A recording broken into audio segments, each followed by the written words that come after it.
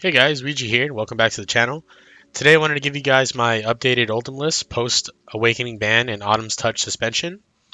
If you guys watched my previous deck profiles, you know I like the hand control version that I made.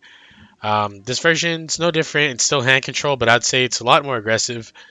Um, so yeah, let's just jump right into it, and I'll talk briefly card by card and why we play them. So playing Oldhim, obviously play Winners well. For Frostbite, it's really efficient. We are playing Arcane Lantern, Heart of Ice, Null Rune Boots, Null Rune Gloves for pretty much Kano. I run the whole Null Rune suite. I'm not getting OTK'd by Kano. I refuse.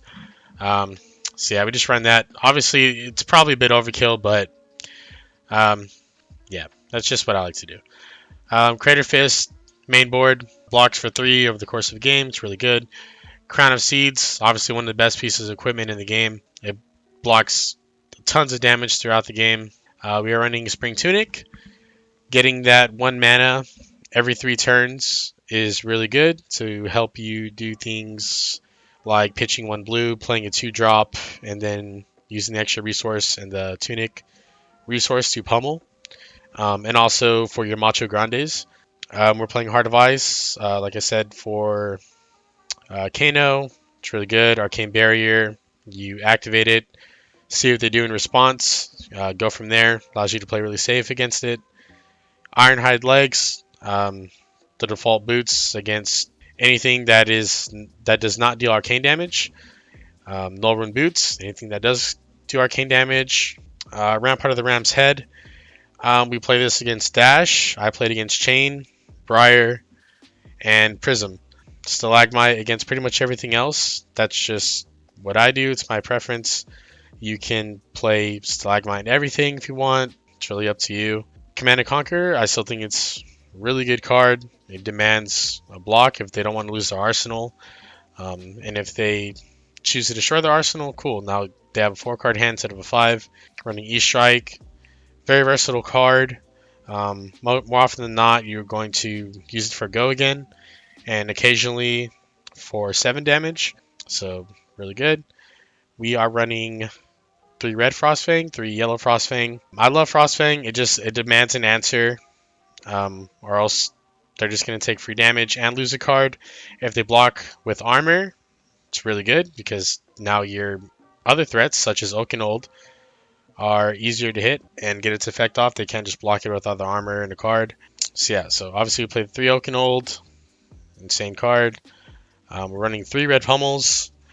Usually pair pummels with your Command and Conquers and Frostfangs. It's really devastating when you do that. And like I talked about earlier, you can pitch 1 blue, play a Command and Conquer, or play a Frostfang. You have the 1 resource floating. You have a Tunic counter. Your opponent blocks the damage. You say, cool, use my floating resource, Tunic counter. You pummel, still get the on-hit effects, just basically destroying their hand. So that's an insane combo there. We're running Spinal Crush. Good against any go wide deck.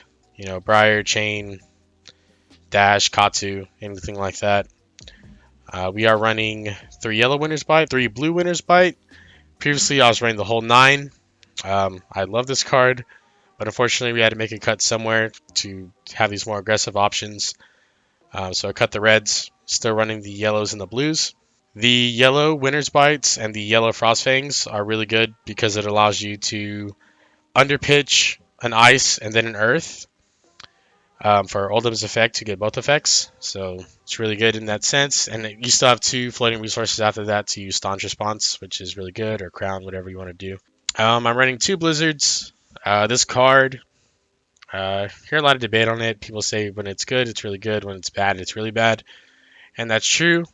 But as you get more practice, I just think the card is really, really good. If you know how to time it, it can really disrupt your opponent and save you from a lot of damage. So since we cannot play Autumn's Touch anymore until Starbuck gets Living Legend, I put in Break Grounds. It blocked for 2. It's really only there for the Earth, but I decided to put Break Grounds in here instead of something like Sotomaro because at least it is an attack for 5. And you can still have this 5 value to get your rouse off. So if you have like a Spinal Crush and a Breakground in your hand, it's enough to get your Rouse the Ancients off. So it's there for that. I never really see myself playing Sotomar or anything like that. Most of the time you're crowning it away anyway, so you don't get that draw effect. So I replace Autumn Touch with Breakground. Channel Lake Frigid, run all three. This card is really annoying for your opponent to deal with. It's really good if you time it well. We are running 3 Cranial Crush. It's there for the 3 block, the blue, the 8 attack for your Rouse the Ancients consistency.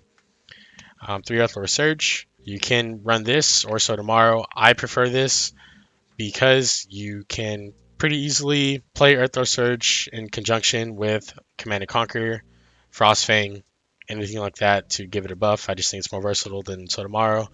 And like I said, we are crowning most of the time anyways, so you're not getting that draw effect off. Running 3 Disables. It's there for the blue, the 3 block, and the 7 for your Rouse. I really try to make Rouse the Ancients consistent in this deck because it is really good when you get it off, but getting it off consistently is usually the problem. So I try to make it as consistent as possible. And Disable's also just a really good card. It's basically another CNC.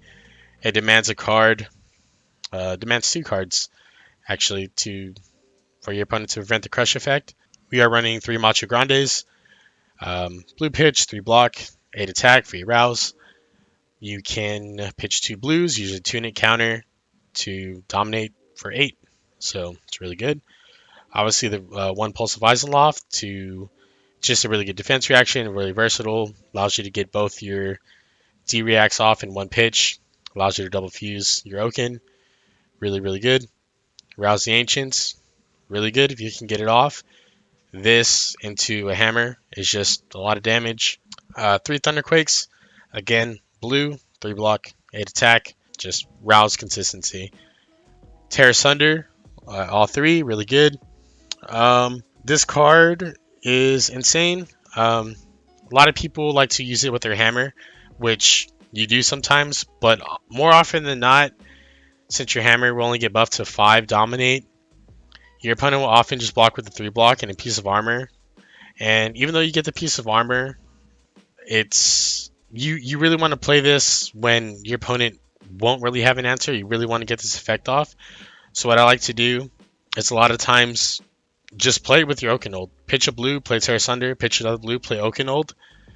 It's still 8 dominate. You're basically getting the same effect off. If you were to fuse it, it's really good. I mean, you don't always have to fuse Oakenold. You can just pair it with Terra Sunder, and it basically does the same thing. So there's that. And the last, we run 3 Staunch Response. It's just really efficient in Oldhim because you have the Rampart, you have the Crown. So it's always blocked 2 for 6, basically, off of 1 blue. It's just really efficient, really good card. So yeah, I'm still working on the sideboard. Haven't been able to get too much testing post suspension to ban. But these are just some kind of fun ideas I'm throwing around. Biting Gale, because oftentimes we like to fatigue chain, or at least I like to fatigue chain. If you cannot, get that consistent pressure, because once he starts getting 5-6 soul shackles, it becomes pretty difficult to deal with. So I was throwing around the idea of Biting Gale for the late game to get 2 cards out of their hands. So you would pitch a blue, play Biting Gale, fuse it with an ice card, so they're going to have to discard or pay 2, and then use that same ice card to Oldhim D-react, getting rid of another card. So this late game can be pretty devastating for Chain, getting rid of all the resources so they can't just play everything, and they will have a lot of things stuck in their banner zone, taking a lot of blood debt, basically killing themselves. Smashing Good Times is just kind of a placeholder. Like I said, I'm still working on the sideboard, but Dash can be annoying, but Smashing Good Time, who knows, might surprise them, might be good. And Staunch Response, this is basically here for Starvo. You would take out the Command and Conquers for the Staunch Response, since Starvo's just going to crown away his arsenal anyways. But yeah, so this is the deck that I'm playing. This is not gospel. This is not, the end all be all. Feel free to leave suggestions and show what you're playing. This is just what I like. I found it to be good. It's really consistent. Once this deck gets going, it's often hard to stop.